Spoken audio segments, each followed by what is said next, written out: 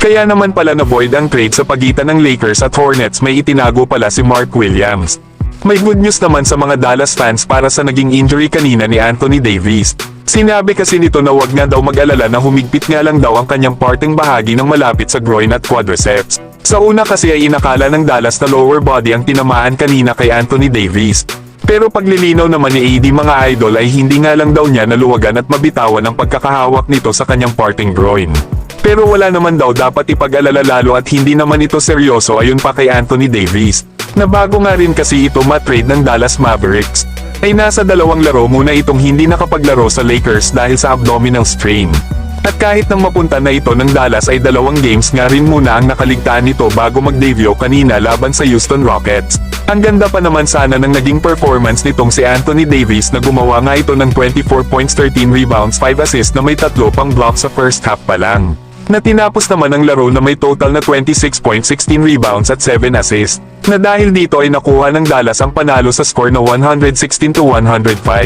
Kaya kung gusto ng Dallas Mavericks na makapasok ng playoffs, ay kailangan na muna nilang siguraduhin na nasa 100% na ang kondisyon ni Anthony Davis. Samantalang tuluyan na ngang na-void mga idol ang naging trade sa pagitan ng Los Angeles Lakers at Charlotte Hornets. Paano ba naman ayon pa sa report ni Shams Charania ng ESPN? Ay nag-fail daw itong si Mark Williams sa physical exam hindi lang isang beses kundi dahil sa multiple issues. Paglilinaw pa ni Shams Charania ay hindi nga daw ito patungkol sa back injury ni Mark Williams. Kaya yan pala mga idol ang tunay na dahilan kung bakit hindi na natuloy ang nasabing trade ng Hornets at Lakers. Malika, sources tell me that the Lakers have failed Mark Williams on his physical exam. I'm told they found multiple issues in that exam, and it's about the extent and the injury of what they got and what they found in that exam. Clearly they found some issues, and people have talked about his back being an issue.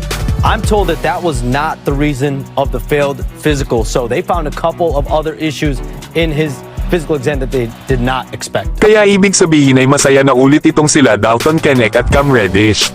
Syempre mga idol, malaki ang chance ng Lakers na makakuha ng NBA title ngayong season dahil sa addition ni Luka Doncic. Kaya kung gusto ng Los Angeles Lakers na kumuha ng isang big man, ay kailangan nilang mag-buyout sa isa sa kanilang mga players dahil bumalik na nga sila Dalton Knecht at Cam Reddish. Ito ay para magkaroon sila ng open roster spot para sa kukunin nilang big man sa buyout market. Kaya si Jackson Hayes na muna ang mananatiling big man sa kanilang kupunan. Habang backup centers naman ang dalawa nilang two-way players na sila Christian Koloko at Trey Jemison. Habang sila Christian Wood at Maxi Kleber ay nagpapagaling pa sa kanilang mga injuries. Kaya sayang talaga si Mark Williams na debut game pa naman sana nito sa Lakers kanina. Yun pala na-void na ang trade sa pagitan ng Lakers at Hornets.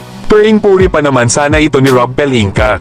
Lalo at meron nga daw sana itong magandang kamay para kumuha ng bola above the rim. Kaya din daw nito na makapag-finish at magbigay sa kanila ng defensive paint presence. Lalo at marami nga daw mga kupunan sa West ang may kakilakilabot na laki sa paligid ng kinakatayuan nila sa standings. Katulad na lang daw ng mga kupunan ng Memphis, Houston at OKC Thunder. Kaya naman ay pakiramdam daw ng Lakers ay kailangan nilang tugunan ang pangangailangan na ito. At pakiramdam pa ng Lakers ay nakuha na nila ang perfect na big man para sa kanilang pangangailangan. Kaya sayang talaga itong si Mark Williams. Na ang tanong ay sino kaya ang target ngayon ng Lakers na kunin sa buyout market? Pero kayo mga idol, ano ang masasabi nyo na na-void ang trade sa pagitan ng Charlotte Hornets at Los Angeles Lakers?